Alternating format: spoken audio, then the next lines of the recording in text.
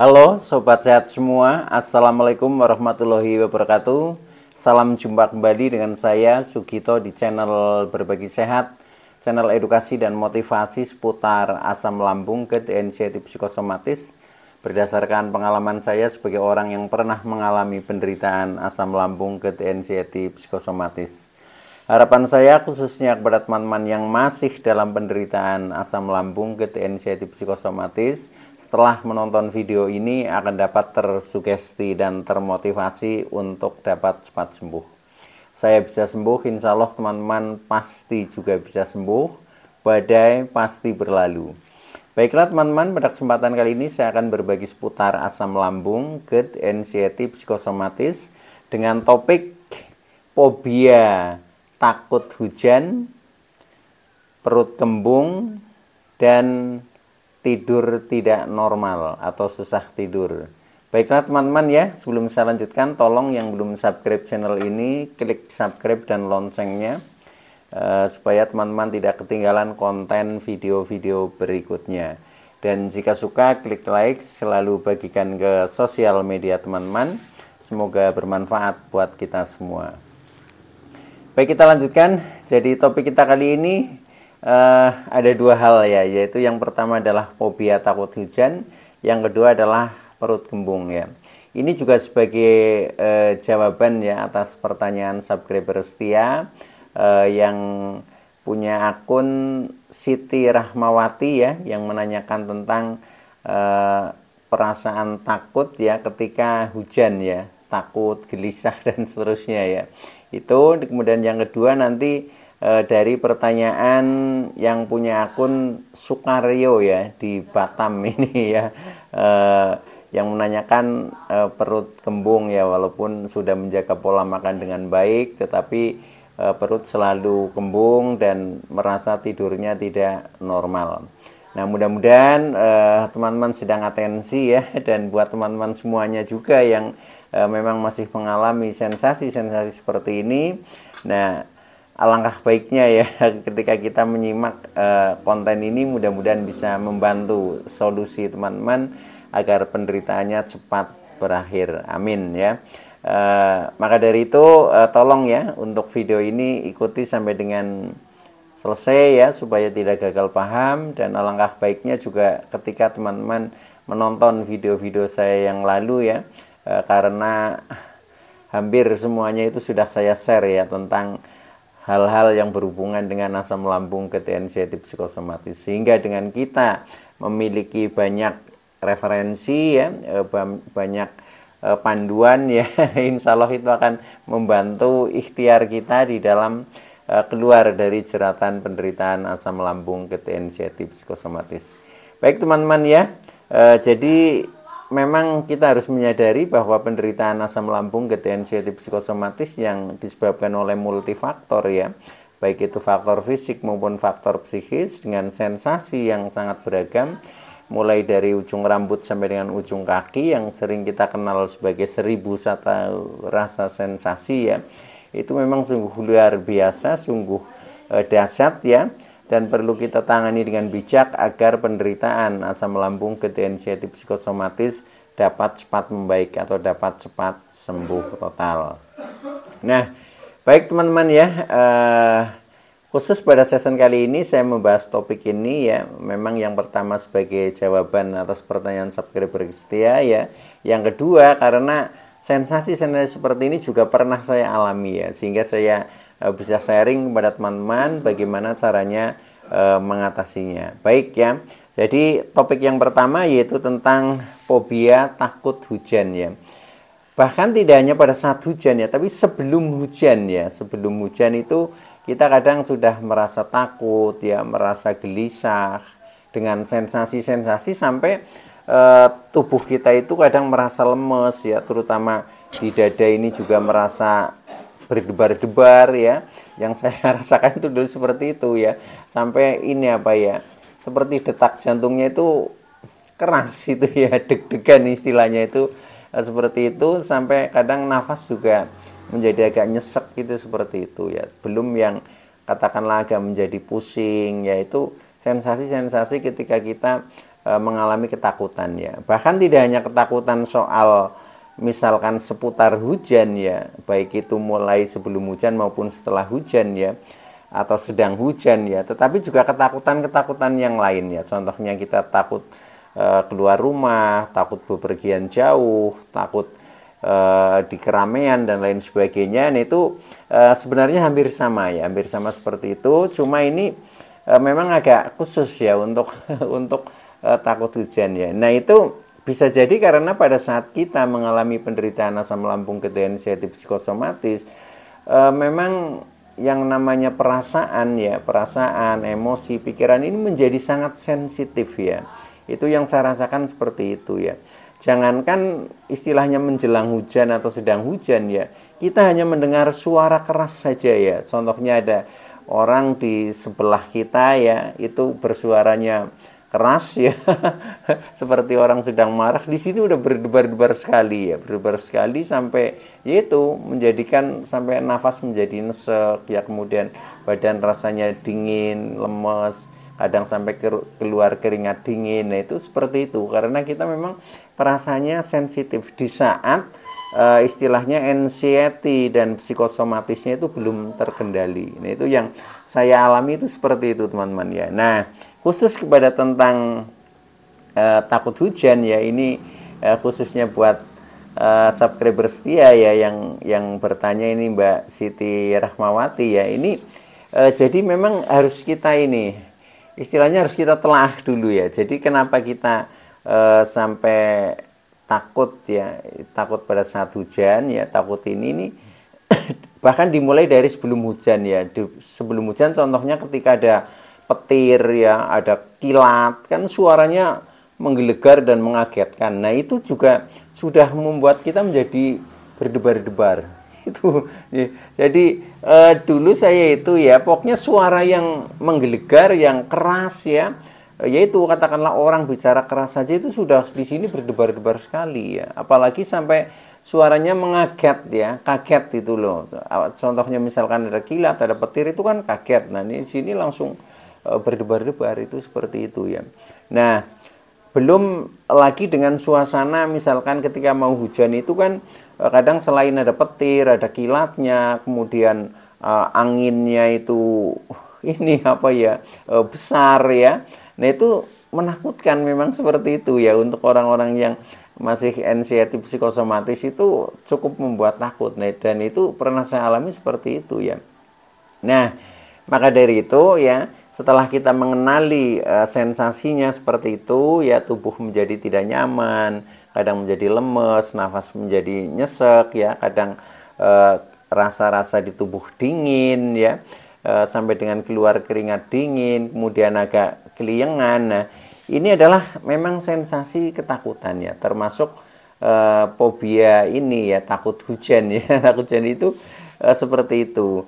Nah, ini yang lebih penting lagi yang harus kita ketahui, ini adalah yang pertama karena kita memang tingkat istilahnya kecemasannya ya atau anxiety-nya dan psikosomatisnya itu memang masih belum terkendali. Itu yang pertama itu. Yang kedua, ini pengaruh dari ini apa, informasi-informasi atau pengalaman-pengalaman yang pernah kita lihat ya, pernah kita dengar ya, atau pernah kita rasakan. Itu seperti itu. Contohnya kita mengetahui ya ada berita-berita tentang bencana ya. Bencana itu biasanya itu sebelum terjadi bencana itu pasti didahului dengan adanya itu ya, seperti hujan, kemudian ada petir, ada kilat. Nah, setelah itu baru terjadi bencana, seperti ada bencana tanah longsor dan sebagainya. Itu sering terjadi seperti itu, sehingga hal-hal seperti itu ya, hal-hal yang menakutkan lah istilahnya ya, contohnya seperti bencana alam misalkan ya. Nah, itu menjadi trauma di dalam diri kita ya. Jadi seakan-akan ketika hujan ini seperti mau ada bencana, pokoknya seperti ada sesuatu yang memang diri kita itu menjadi takut, itu seperti itu ya. Nah, itu harus kita sadari saja ya, kita sadari saja. Jadi itu sebenarnya hanya ilusi dan halusinasi pikiran dan perasaan kita yang memang sedang dilanda anxiety dan psikosomatis teman-teman ya. Sebenarnya kalau nanti tentang anxiety dan psikosomatisnya sudah terkendali, ya kita akan normal kembali, mau hujan seharian pun nggak masalah gitu loh. Tetapi ketika anxiety dan psikosomatisnya masih tinggi, yaitu ya sebelum hujan saja baru istilahnya ini apa, menjelang hujan itu baru anginnya besar, kemudian ada kilat, ada petir, itu sudah di sini tidak nyaman sekali ya. Nah itu wajar ya ketika memang kita masih dalam kondisi yang istilahnya belum terkendali secara psikis ya. Namun demikian, nah itu jangan istilahnya berlarut-larut ya, berlarut-larut. Nah maka dari itu yang terpenting ya adalah solusinya bagaimana. Nah solusinya adalah yang pertama kita sering melakukan relaksasi teman-teman ya. Relaksasi itu membuat suasana menjadi lebih nyantai, menjadi tenang. Nah akhirnya pikiran itu menjadi lebih rileks, tidak tegang ya, termasuk emosi dan perasaan juga akan rileks juga.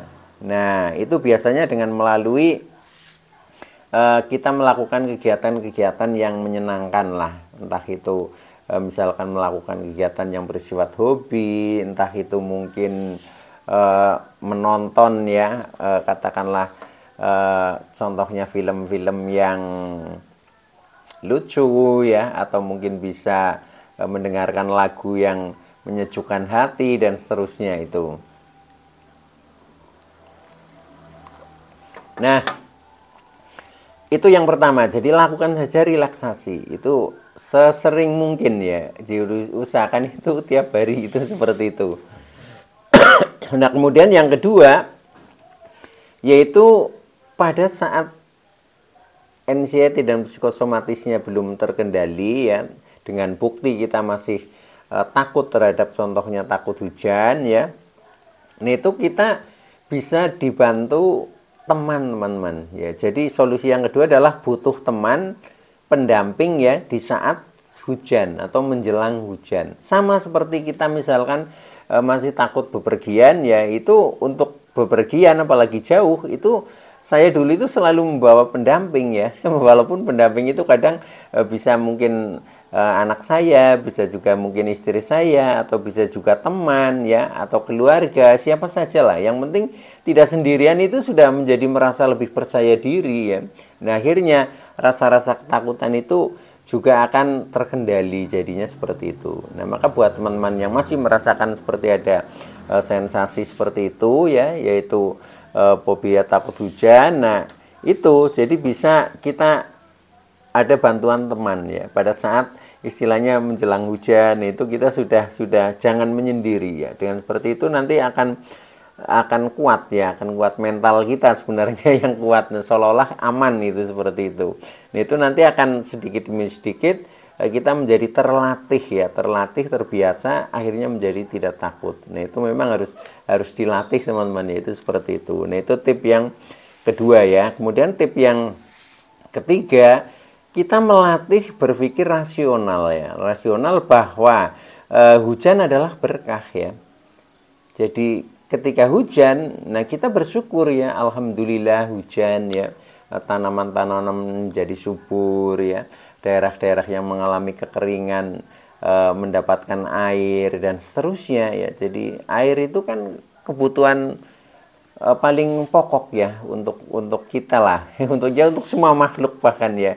Nah maka dari itu ketika hujan itu ya nggak perlu ditakutkan, karena itu memang sudah istilahnya gejala alam yang kita tidak bisa menolak, bahkan kita membutuhkan itu ya, dan hikmahnya positif. Nah itu yang perlu disadari ya di dalam pemikiran kita itu seperti itu. Nah itu bisa seperti itu ketika kita selalu sadar diri teman-teman ya. Jadi melatih kesadaran tentang pikiran kita itu sedang negatif atau positif. Nah ketika seperti itu ya akhirnya kita menjadi kuat mental kita itu loh. Jadi ketika ada hujan ya nggak perlu takut, tapi malah alhamdulillah ya, bersyukur ini hujan ya, jadi tumbuhan-tumbuhan menjadi subur, contohnya seperti itu ya.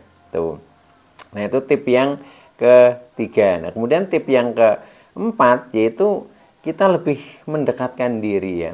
Jadi untuk mengatasi segala ketakutan ya, tidak hanya takut hujan lah ini memang sebenarnya ini kuncinya itu adalah kita mendekatkan diri ya. Ketika kita mendekatkan diri kepada Sang Pencipta ya, kepada Tuhan Allah Subhanahu wa taala ya, yang selalu melindungi kita, selalu menjaga kita dengan kasih dan sayangnya ya, itu kita tidak perlu takut ya, wong kita kan sudah istilahnya sudah dijaga ya, sudah dijaga oleh Tuhan itu tadi ya. Nah, maka dari itu ya sudah, kalau memang kita sudah istilahnya berusaha dekat ya, bahkan kita sudah menyatu ya, kita sudah pasrah ya, sudah, kita nggak perlu takut lagi ya, wong semua yang terjadi termasuk hujan dan sebagainya itu kan juga kehendak yang maha kuasa. Maka dari itu ya, itu adalah hal yang terbaik sebenarnya ya, karena mungkin alam itu sedang membutuhkan ya, sedang membutuhkan air hujan itu seperti itu. Dengan seperti itu ya, pokoknya intinya kita mendekatkan diri saja ya, dengan cara mungkin kita lebih banyak mengingat ya, melalui istilahnya doa-doa ya, melalui ibadah, melalui berzikir dan lain sebagainya. Nah, itu nanti kita menjadi kuat mental kita. Kita tidak perlu takut lagi karena kita memang sudah bersandar kepada Yang Maha Kuasa. Itu seperti itu. Baik ya, itu seputar mengatasi fobia tentang takut hujan. Kemudian topik yang kedua, ini pertanyaan dari yang punya akun Sukaryo ya, Sukaryo di Batam lo ya. Nah, ini menanyakan perut kembung terus ya, kemudian tidur belum bisa normal ya, bagaimana solusinya? Tolong jawab di video. Nah, maka ini saya penuhi Mas Karyo ya. Nah, mudah-mudahan sedang atensi dan mudah-mudahan nanti akan cepat sembuh ya. Yang pertama itu tentang perut kembung ya. Nah, ketika perut kembung ya, walaupun sudah mencoba berusaha menjaga pola makannya, tetapi kok tetap kembung ya. Kembung itu kan tidak hanya disebabkan oleh faktor makanan ya, tetapi bisa juga disebabkan oleh faktor pikiran. Jadi walaupun kita makan sudah baik, ketika pikiran kita masih tegang ya, masih banyak beban pikiran yang belum dirilis, belum diselesaikan ya. Nah, itu akhirnya reaksinya itu direspon oleh lambung. Nah, lambung itu akhirnya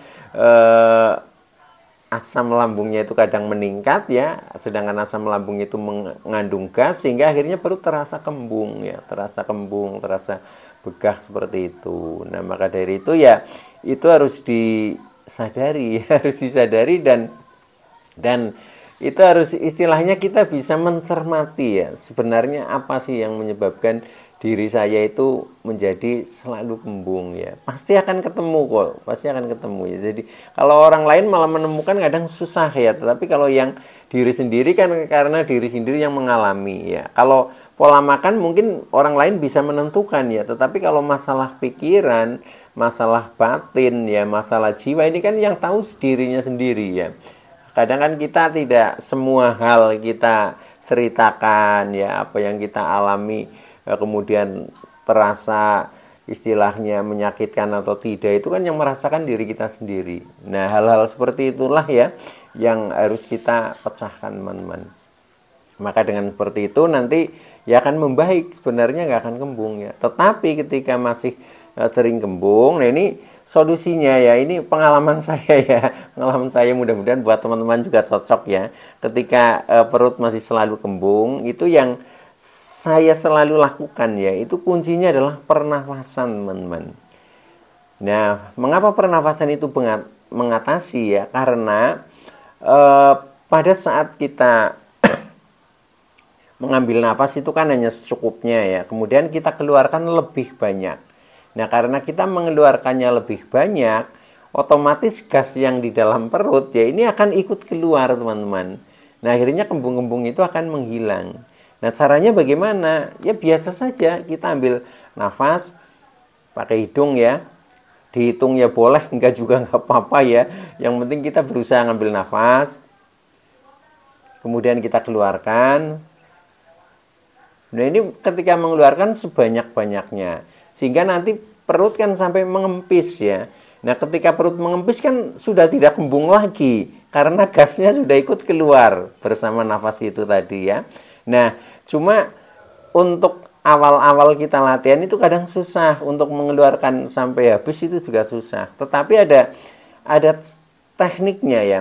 Kalau cara yang menurut saya itu paling mudah, saya membayangkan sedang meniup api ya, atau meniup lilin lah itu. Nah, sehingga akan mudah ya, kita keluarkan pakai mulut seperti sedang meniup. Pasti nanti bisa sampai mengempis ya. Nah, itu batasnya itu. Kalau sudah mengempis seperti sudah habis, nah kita ambil lagi ya. Ambil secukupnya saja, karena ini supaya keluarnya lebih banyak ya. Keluarnya lebih banyak supaya tidak menjadi kembung. Itu seperti itu. Itu lakukan terus ya. Itu bisa di mana saja, kapan saja ya.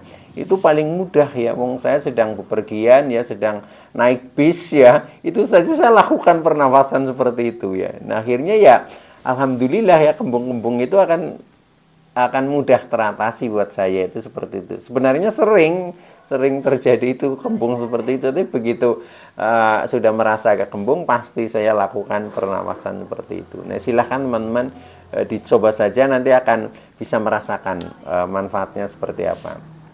Itu yang pertama ya, jadi lakukan pernapasan. Kemudian yang kedua ya, selain pernapasan itu usahakan ada gerak ya, atau olahraga ya. Nah, yang sering saya lakukan adalah jalan kaki teman-teman. Jadi jalan kaki usahakan kalau bisa itu dalam satu hari ya 30 menit lah, setengah jam, nggak usah lama-lama. Dan itu bisa di mana saja ya, ibaratnya di dalam rumah juga bisa. Yang penting selama 30 menit jalan terus, itu seperti itu. Di luar rumah ya lebih bagus lagi. Keluar ke jalan lebih bagus lagi, itu seperti itu.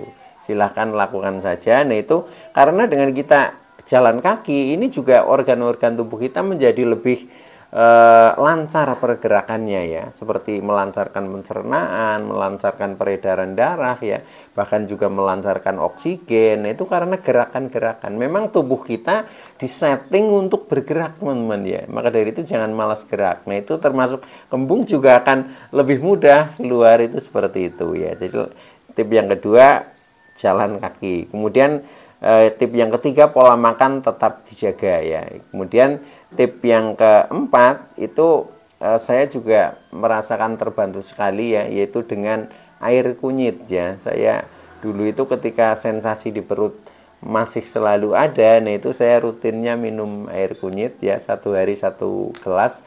Nah, itu alhamdulillah juga sangat berarti bagi saya karena mengatasi dan akhirnya menjadi sembuh total seperti sekarang ini, sehingga bisa sharing kepada teman-teman semua. Baik ya, itu. Nah, kemudian yang kedua masih dari Mas Sukaryo ini yang bertanya ya, yaitu tentang tidur tidak normal atau katakanlah susah tidur ya. Nah, ini sebenarnya juga lebih banyak pengaruhnya dari psikis teman-teman. Pikiran ya, dari pikiran, perasaan, emosi ini yang kadang kita menjadi susah tidur. Karena apa? Ketika kita mau tidur, pikiran masih berjalan terus seperti itu ya.